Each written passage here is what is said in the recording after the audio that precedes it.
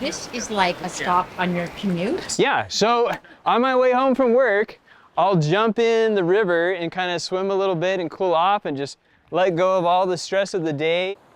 And it's really why my partner and I, Stella, moved to this area. We didn't think that we could afford to live in California. We're outside of town, that makes it more affordable. But it is so beautiful out here. Yeah, I mean, we were originally looking up in Oregon. Then a friend of mine who was living in this area said, hey, you should check out this area. And we just didn't think we could afford it. But there were a lot of foreclosures at the time, and this was a distressed property. So we did a lot of work to it. You can start to see the roundhouse. Oh, it's right there. I didn't see it. Oh, gosh. Wow, it's big. It is pretty big. Oh my gosh, it's a 40-foot roundhouse. Oh, I thought it was gonna be Yeah, much it's smaller. 1,800 square feet.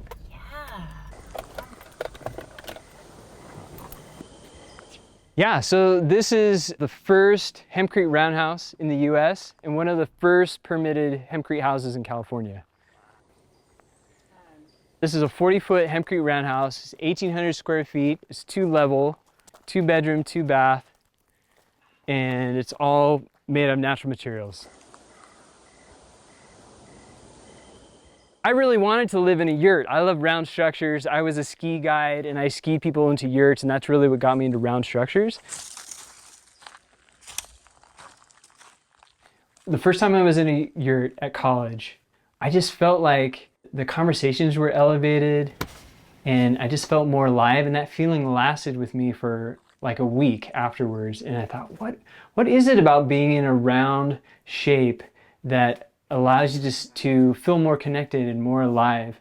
And as I was talking with Stella about it, she said, well, that's because the way that nature builds is round. So it's reminding you of your own nature. And so really my journey has been chasing that sense of aliveness ever since. Yeah. Oh, interesting. So this started with a yurt. I mean, you can see that a little bit, right? With the ceiling and the skylight, it feels yurt-like. Yeah, so it's, you know, with this house, we wanted also to use natural materials, but also something a contractor would feel comfortable using. Because, you know, straw bale, not all contractors are going to be comfortable with that because of the liability if something goes wrong with the straw bales. And in Europe for over 30 years, they've been using hemp and lime in buildings. I think it's an easy transition into natural building because there's still studs in the wall. You know, you're still having that traditional building, but then you're bringing stuff like the wall itself, which is where a lot of probably the toxins are from in the drywall. The drywalls, the foams, the glues, yeah, the formaldehydes. I mean, we're talking about things that cause cancer, that are endocrine disruptors, that cause reproductive health. These are all in our homes. So they say that actually the EPA put out a statement that said most indoor air quality in residential homes is worse than the most populated, most polluted cities in the world. And that's what we're living in. So, you know, and as more of us are working from home and being in our homes more, it's a real issue. Yeah, and so natural homes are a solution, but there are some challenges with them as far as building codes, as far as, you know, we taught ourselves how to build this house. Yeah, because probably 80% of what we did in this house as far as materials, we had never done before. That's true. So it was a bit, he wanted to start small, and I was like, oh, I don't know if we'll want to do a bigger project if we... It would make sense to build a little shed or a garage or something to learn the process. And she's like, no, we just need to go for it and we'll just learn along the way. And that's what happened. Yeah. Where were you living when you were building your... In the trailer. That trailer right there. So we lived in this trailer here, this 27-foot trailer while we were building our house. There was a 60-foot single wide here. Right here where the parking is? Yeah, where the parking is. So that allowed us to tap into, there was already all the utilities. So we could move our trailer up here, and as long as you have an active building permit, you can live in a trailer on your property. This was a distressed property, so we did a lot of work to it. There was a single wide 60-foot trailer on the property that was unlivable that we had removed. And there's a lot of trash and stuff in that area, but we cleaned it up. This allowed us to be on the site right away, and we could start envisioning what we wanted for this property. And that's when we decided to move the building site over here so we could utilize the passive solar design. Because this is south facing this way, so we could get more sun. Why hempcrete? Why not cob or, rammed earth or straw bale? It's actually thanks to my grandmother. She sent me an article about hempcrete, and both Stella and I have mold sensitivities and chemical sensitivities. And so hempcrete just fit the bill. And originally I was going to do earth bag because that was my background. I was an associate teacher at a natural building school, and that's where Stella and I met. And then we started traveling and we were teaching natural building. But one of the downsides of earth bag is it's hard to have a lot of light. And so this house has a stick frame. So there's studs that are 24 inches on center in the middle of a 12-inch hempcrete wall. So that supports the roof, but allows us to put a lot of windows in and get a lot of sun for passive solar design. And that's what also makes it so fire resistant. We have probably over a 2-hour fire rating with this house because it has lime plaster on the outside, which gives you a 1-hour fire rating. Then you have the hempcrete itself, and the studs are in the middle of that hempcrete wall. So they're protected from pests, from mold, from fires. So it's a really great system.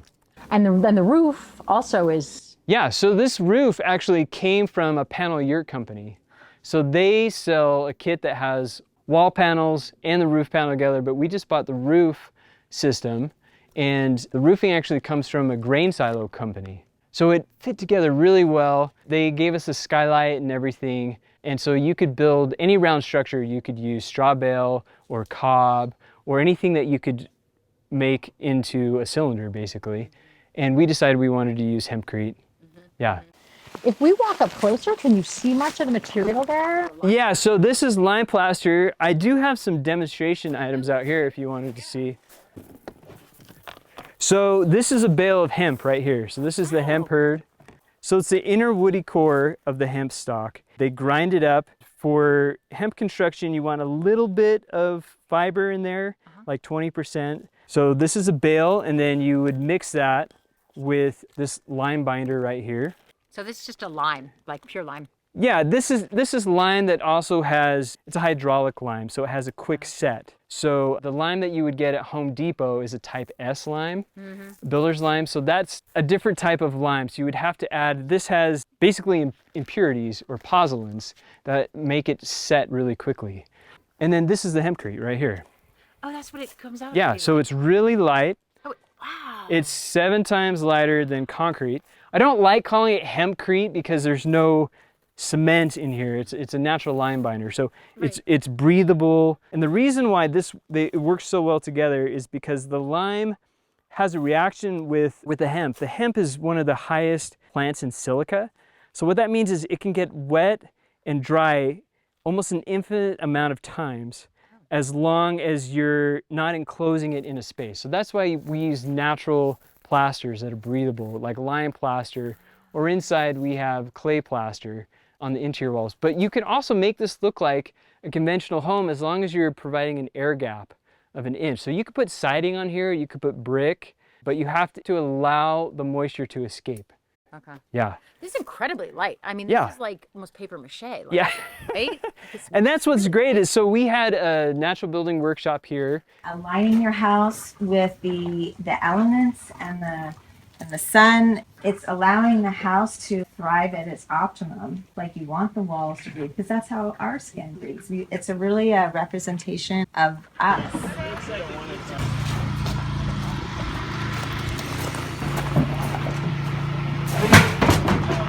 And we built half of this house in 5 days. Which is very important. So we invited the community out. We already had the frame up and they filled the walls. All right, I have some wet, sloppy stuff if you have a windowsill. Cool. Let me take those empty buckets. I'll take that, Catherine. Yeah, Yes, I'll take that. I'll take that. that right there. Yeah, that. And then we taught some students from a natural building school that's down the road how to do hempcrete, and then hired them to help us finish it and do the plasters. But this was all cast in place in situ. So we had 2-foot shutters that were on here that we screwed to the stud. And then we would just fill the hemp from the top and then lightly compact it. And then we would put another shutter on top of that, and we used 1/4-inch plywood so it was flexible. And then we would do the next lift. And then we just leapfrog the forms. So after 30 minutes, you can move the formwork. Oh, wow. Yeah, Fast. yeah. It took us a week to fill half of the house. So with a trained crew, you could do it quite quickly. And you just lightly compact it. It's not like rammed earth where you're really pushing down, because you want it to have that insulative value. You said you needed more. Oh, tell him, thank you. And that's what's nice about the hempcrete. So you have the lime and the hemp causes a reaction together, and the lime basically partially calcifies the hemp. Okay. So it turns it into limestone. So it's much more durable than other types of natural building. So that's why we can have minimal eaves here, because as long as the wall is able to dry, it won't mold. It can get wet and dry an infinite amount of times and not have any issues. So there's no vapor barrier underneath here. It's just a natural wall system. You said you needed more. So it's also faster to build, you're saying, because it's not as heavy. I mean, anybody can lift, anybody can do it. Yeah, it makes it easy, but one of the things is, so some companies are now looking at panelizing a lot of different natural building systems. And one of the reasons is you have to wait for the wall to dry and to cure before you can plaster it. So depending on your climate, this will dry 2 inches per week. So you gotta wait 6 weeks. This is a 12-inch thick wall. So you gotta wait a month and a half before you can plaster the walls. We actually waited a whole season. We let the rain hit this wall, and that helps in the calcification process of the lime. Because as the lime is getting wet and dry, it's bringing carbon into the walls and actually getting stronger. And because it's durable, it's not going to wash away. You can do that. Some people don't even put a render over hempcrete walls. They just leave them with the natural finish.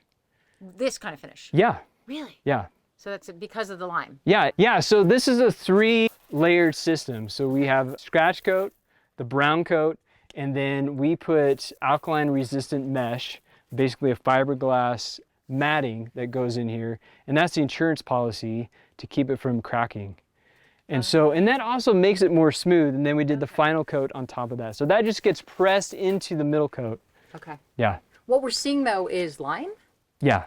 And hempcrete always has lime. That's part of what makes hempcrete. Yeah, people are experimenting with like geopolymers and magnesium binders and stuff, but traditionally, so the way hempcrete started, they were using hemp and lime to restore traditional buildings, like in Europe, where they needed to have a breathable wall system, because in places like, in the Southwest, they started putting cement-based renders, like in Santa Fe, and it was destroying these natural clay or adobe structures because it wasn't allowing, again, that breathability. It wasn't allowing the moisture to be transported out of the walls. And so hempcrete works really well with traditional buildings, with wattle and daub, with cob. And so they used it almost like a Band-Aid over the walls, and then they thought, well, this is such a great material. Let's just start building houses with them. So I think it's almost 40 years now they've been building with this material in France. Yeah. Wow. Oh, so it's kind of an accidental discovery. Yeah. It's interesting because you're right. The word makes you think of concrete. So you think Right. it's gotta be concrete. So other people they say hemp-lime. It's hemp-lime. Yeah. But There's that's 3, straight- hemp, lime, and water. That's Okay. it. I love the placement of the windows. I mean, I guess you were aiming for the south, right? The southern exposure. Is that? Yeah, why- totally. Yeah, we wanted a passive solar design. So this area here has the ability to be turned into a greenhouse. That's why we have high and low windows here. So then when this heats up in the wintertime, we can open these high and low windows, and then you'll have natural convection. And the hot air that's created in this space wants to escape, goes into the house, and then it's replaced by the cool air from the home, and then that heats up and goes back into your home. Right now, yeah, the sun goes almost all the way to the front door in the wintertime. Did you want to get as much glass as possible on this end? Is that the goal? I mean, it feels... So we used a lot of ideas from earthships. And earthships have a lot of glass on that south side. We even have cooling tubes that go underneath the ground. So we try to use passive systems as much as possible. And that reduces our heating bill and everything else, yeah. Yeah, because we're using the sun, in the winter time a lot. So we're getting this passive solar, and the clay actually really is an amazing thermal battery in the winter time. So these are all the things, So the shell of a house is not that much of the cost. Yeah, what we realize, and the finish work it takes a long time to do the internal aspects. But we really should be realistic in that it's not about having a cheap home. It's about having a home that's sustainable, that's good for your well-being. Wow. Yeah, so this is the laundry. And then separate toilet. So this is like a master bathroom. And then we put a sauna. I had autoimmune condition where I couldn't actually even be in homes that use chemicals, so I'm much better now, but like sauna saved my life. So we wanted to again bring like the outdoor indoors, so we put stone just to make it look a little bit more natural, and we use lime plasters. It's a traditional Tadillac lime plaster. So it's actually breathable, but it's waterproof because it's polished. You polish it by hand. And so you get the particles so densely together that they don't let water in, but they allow moisture to escape, water vapor, yeah. So the materials we're seeing are they're different? All the interior walls are hempcrete that are plastered with natural clay plaster. And then the colors are just different pigments that we added. So this wall here, because we had all of our plumbing and stuff in here, I did a drywall. But a drywall that didn't have any glues, because it's the glues from drywall that tend to mold. Okay. And so that was one compromise that we made, but it has a fiberglass mesh in it, so it's not glued, it's actually pushed into the board. Okay. So there's no paint in the home.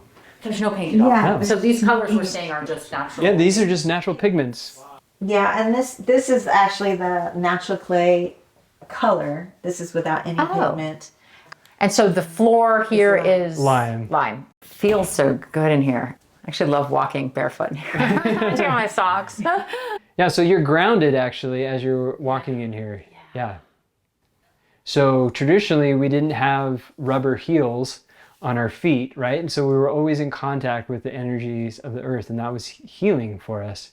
And so now in this home, because we have an earthen floor that's connected to the ground, you're always grounded as you're walking through the home. Actually, there are studies that explain these. Yeah, and when you're grounded, it actually sheds EMFs and electric, energy from your body. So people will plug into the ground in their inlet of their house, and that grounds them as they're working on a computer or sleeping. But here we have it naturally. Yeah. We put in, so part of when I was sick, I became extremely sensitive to EMFs. Yeah. So we actually put kill switches. It'll kill the electricity like in the walls, right? And then in this space as well. But it's, most important in the bedroom. So you get a little downtime from all of that electricity element. So you wouldn't have any light on. I mean, it kills everything. Like You're killing all the power that goes through the powers the outlets. The outlets. So that when you're don't sleeping, you don't have that magnetic field, because our bodies are electric beings, and that's how we restore and heal. It's actually an electric system. And so when you have outside sources that have electricity, it affects your ability to restore and recover and cell growth and all of that stuff. Yeah. Yeah, so And then, Oh, we're back at the front. Like I didn't even realize where we were. I'm just figuring out. Okay, we're at the front door. So I like your minimalist choice for your closets. I don't like closet doors. It just kind of, Oh, it slides. Oh, wow. It's a slide. It works as a door. I was thinking how to like hold it back like with a ribbon or something. No, it's great. It's just, Oh, it's just a yeah. slide thing. Super simple. Yeah, super simple. Yeah, the flagstone. It's a bit more durable than the clay floor. Even though the clay floors are washable, you can mop them. This just gives you a little more kind of durability right at the entrances. And we didn't have a lot of stone in the home. Yeah. And so we have it at the hearth where the fire is and then the two entrances. Oh, it's nice. Yeah, and this is from a local quarry. And these benches here are from a local mill just up the road that are... Love it. You're just pulling everything from outside you. Yeah. So we came out and came out of out of the one guest bedroom, right? Yeah. And then we're going into another, well, this bedroom got bigger. It is bigger. It's pies. Pie. Oh, it's like a pie slice. It's like a pie slice, yeah. So if you wanted the bedroom to be bigger, then you have to take away from, for example, we wanted that bathroom to be bigger over there, then we had to take away from part of the slice of the master bedroom. So when you have a fixed roof line, you're dealing with pies that you're having to borrow some room for because you can't just extend a room like you could in a square or rectangular home. And we really loved the deep set windows of straw bale buildings and how you have that curve and that natural light. So because the stud is in the middle of the wall, we were able to carve back the hempcrete and create this curve and then plaster over it.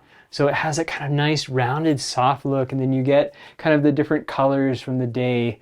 The plaster starts to change color and you get that soft light that comes in. So that's something that we both really wanted.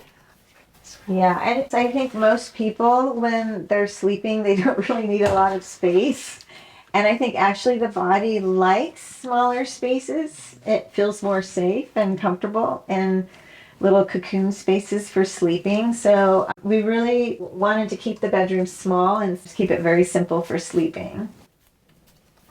The whole place is so calm. It really is. I think it's some of it's the type of light you're getting, the colors, the shape. The shapes. Every time you build something that's curved, it has a natural beauty to it. Yeah. And that's what we love. We're almost done. You've almost made the loop. Okay, so then off of this bedroom, we have another bathroom. It just flows right back into the kitchen. So when you have your guests here, they easily can access a bathroom, either way. It's so funny, with the door closed before, I didn't know there was all this behind you. I actually thought this was the house. I mean, I didn't realize there's that much more space. Yeah. You look at the ceiling and you think maybe there's a couple closets, but they're big rooms back there. This is only on the bottom floor is 1,200 That's right. square feet. So it's not that big, but because of the high ceilings and the way we kept everything open, it gives a real spacious feel.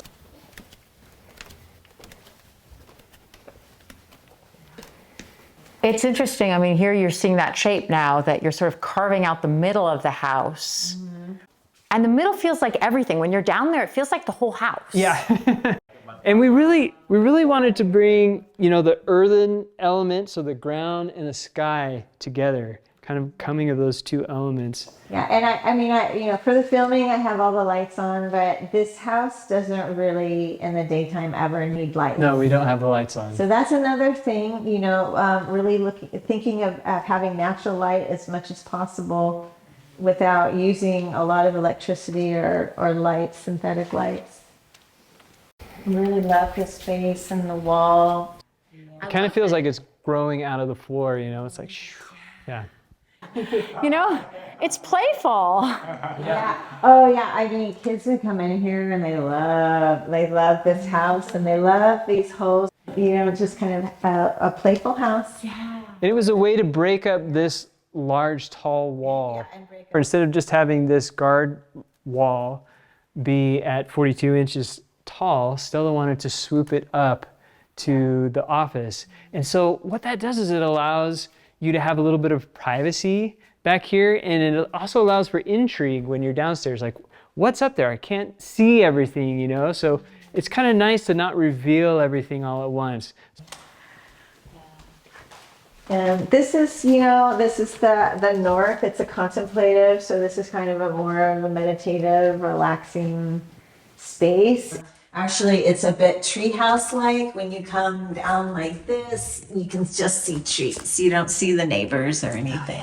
Yeah, it feels like a treehouse. Oh wow, this looks like a conventional office. Yeah, this is the creative center. This is my favorite room, actually. Because you still have the skylight, and we purposely didn't put a roof on here so that you could still get that natural light coming in. Now you could close this off. This could be a bedroom, and then you can look down and see the kitchen and what's going on in the dining room and the rest of the house. It's really neat because you can still be connected to people who are in the kitchen or the dining room, or I can ask Stella to send up more cookies, things like that. You need a pulley. Yeah, so we actually had a pulley connected to this wall. We were pulling up buckets of hempcrete that we were filling in the interior and exterior walls. And we had talked about putting a pulley back here so we could, have a little food delivery system. The dumbwaiter. Yeah, a dumbwaiter. Yeah, exactly. I used to sleep up here, actually. Did you really? Yeah, in the wintertime it's warmer up here, so we had a bed up here. And yeah. We weren't finished yet. Yeah. And it was so cool laying down, my head was here, and waking up and seeing the skylight in the morning, and having the light come in. Yeah, it was really neat. So we wanted the whole roof to kind of be visible. It just took keeping that small bit open, and that's all it takes, and now you're open again to the sky. Could have you could enclose this with glass, so you're still getting the light, but you have a bit more privacy with sound and stuff. So.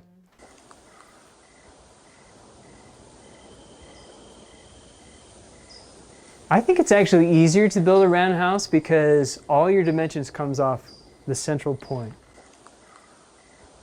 And so you're not having to build a grid to figure out where the straight walls are. So these are the plans that I drew. Everything's coming off this dimension. So this was 8 feet from the center, give you a 16-foot interior diameter for this wall. And then everything came off that center point. Even these walls, everything. Yeah, everything's radial to that center point. So when we were building like the foundation, for example, they just had a cable that went out to here, and that's how we knew where to place each block. So to be able to make these plans, I created a 3D model, and then all of the 2D images came off that model. So I taught myself how to use SketchUp, and then worked with a local engineer, and I just asked them, hey, what do I need? And they just said, okay, we need this kind of drawing, we need it to look like this. Everything was round, so this is our foundation plan. So we decided not to have a basement or a crawl space because that's where it acts as like a petri dish for mold. So we actually built this wall and backfilled with pea gravel, and then we used volcanic rock as our insulation layer, and then we did 5 inches of road base and 1.5 inches of the poured earth slab, which we were walking on downstairs. So you have a lot of basically thermal mass here that then is insulated without using any foams. So the top 3 courses we actually used Fazwall block, which is a block that is built using recycled wood pallets, and it actually has a mineral wool insert, so it gets an R22. So that creates, see how it creates this envelope here, so that when you're heating up this slab, then it doesn't leak out the side of your house. That's kind of a big area for where heat or cool can escape the home. And then this is the concrete footing that the building department, they don't know that building round is sound. So they worked on a regular straight wall where you have a lot of forces that are pushing against it. But when you build in the round, all those forces are distributed throughout the whole structure. Yeah, so that's why engineers would get confused and be like, oh, we need to do this, and then like, oh, it's round, because all the forces are distributed evenly. There's no like corners and then weak places in between the corners. Even the engineers had to think a little differently about what they were doing and what was actually needed. So again, I drew this as a 3D model, so it allowed me to problem solve a lot of things before we even started construction. And even looking at light and probably. Yeah, Right. so you can actually use Google Earth and you can see how the sun angle goes into the home. So you can integrate. Yeah, you can integrate SketchUp with Google Earth and see the sun angles at any date, any time of the year. Yeah, you can geolocate your site and you can know exactly how the sun's going to be. December 21st, where's that? And then you can see, you know, in the east and the west, we have minimal windows. On the south, that's where we have most of our windows. As you were saying, some ideas resemble earthships in the way that you want to be passive solar. Yeah. So the way we put cooling tubes on the north side of the house, that when we open the skylight, this is an openable skylight, so it has a remote control that's on a thermostat. So when it gets hot, it just opens up on its own. And then the hot air from outside gets pulled through these cooling tubes as the hot air is escaping. It cools that air before it comes into the house. So the hot air wants to escape and pull the cool air into the home. It's interesting that some ancient cultures used. Sure, in the desert. And that's why we have, you know, such low utility bills and stuff, because we all use passive systems. This is the framing for the roof. So in the middle is that 6-foot laminated Doug-fir ring. That's 15 inches tall. So all the rafters connect into that ring. So it should go over here. There's 2 cables that go through the rafter tails that support this whole thing so it doesn't kick out, like a yurt, basically. So the cables act as the tensile ring that hold it all together so that you don't have to have something that is supporting the roof on the inside. It's like a big barrel. It's like a big basket or barrel. Yeah, exactly. So, and then these are just the details of the turnbuckles, you know, to pull tension on the cables that go through the rafters. Such a complex document in the sense that you put a lot of values there. So how are you doing all these calculations? And that's what I was saying. That's one of the hurdles of natural building or building something different is either you have to have a team. 1, 2, 3. Okay, so right here. 1, 2, 3. Who can take you through that process and who can inform the building department and show them that, yeah, this has been passed and it's easy to do. Or you have to take all that learning on yourself, which is what we did, because that's what I'm passionate about is natural building. But that's a big hurdle. Got it. And then this is the roof that we got from the grain silo company that they sell these kits for. So all of these are standing seams and they all just fit together. It worked really, really well. And then this is our insulation cavity. So we had almost 11 inches of space that we filled with the sheep's wool. And they actually use seconds from the textile industry. And they're for meat sheep. And so They don't use that wool for clothing. yeah, it's too rough. Actually, wool is so amazing because it actually chemically bonds to formaldehyde in your home.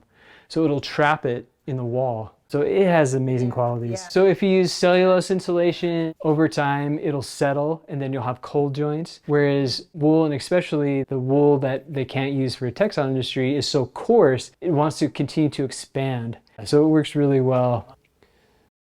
So when the county saw our plans, we didn't have any problems going through the building department. Kind of the cosmic joke of the whole thing is that the building department never asked us about the hemp walls. Because we just had to show energy calculations and shear force. They're just looking at certain things and making sure that we meet the requirements. So here, this thing that everybody thought like, oh, you know, the hemp wall is going to be. We were told from people that, oh, you're never going to get this approved. And, you know, we tried to do something unique and it didn't work. Yeah, there's a woman down in LA and she built an extension onto her house and she did one wall that was hemp and she had a lot of challenges with that. We were the first house on the West Coast that was approved for a building permit. So we thought, oh, it's going to be this challenge with the hemp walls, but it was just funny because we met all the requirements. It was just never a conversation. We also came in to the building department with a degree of humility. We saw them as our allies because we were both trying to create the same thing. We wanted a healthy home that was going to last multiple generations. They wanted us to achieve that. So we were so excited during the whole process that it almost created this energy The building inspector that did our final inspection, which is the big inspection at the end, right, where they're checking everything, he was the most excited about our house. He used to be a contractor, and he said, "Can I take pictures of your house?" Because he sees. Well, it's something different and unique, and he could feel that, and he could see it, and he was like, "Wow, what you guys are doing here is really special." And even the guy that was just like really strict about the codes at the building department, he was the one that gave us the approved plans, and we did a little selfie with him. And he said it was the first time someone actually ever did that with him. And this was before the 2019 Farm Bill that legalized growing hemp for industrial processes. And so we actually got our hemp from Europe. So we knew it was just a matter of time before hemp was legalized to be grown locally. This is one of the first hempcrete houses permitted in California. So if it was one of the first, it's not an easy permitting process, or just nobody's tried it? I mean, why are you the So first? we're really lucky. We didn't know this before we moved here, but there's more alternative building that happens in this county per capita than any other county in California. So they're used to seeing cob. There's a Randworth house just behind us over here. There's straw bale house down the road. So they're used to seeing alternative structures. When I asked them, I said, "Hey, I'm looking at doing hempcrete. What kind of hurdles might I come up against?" They said, as long as you can show the minimum R values, which we exceed because we have a 12-inch thick wall, and you can show that there's racking strength so that winds and lateral loads will be taken care of, then everything else is fine. Really, our end goal was trying to create a healthy home that we could showcase to other people and show that this way of living is possible. One way of doing it is building your own home, and for us, it was affordable because we did the work ourselves. It took us 6 years. It took us, 3 times longer than what we thought, and cost probably twice as much. But it's disturbing that we just build houses that are not healthy. Healthy, and then they're also not durable, so they're not built to last multiple generations. So they're not mold resistant, they're not fire resistant, they're not rodent resistant. Yeah, they're more flammable, and the materials are generally, toxic, and they're not sustainable. Would I recommend it for someone else? I'm not sure if I would do it again. Knowing how much work it was, we probably wouldn't have started, but I'm so glad that we did.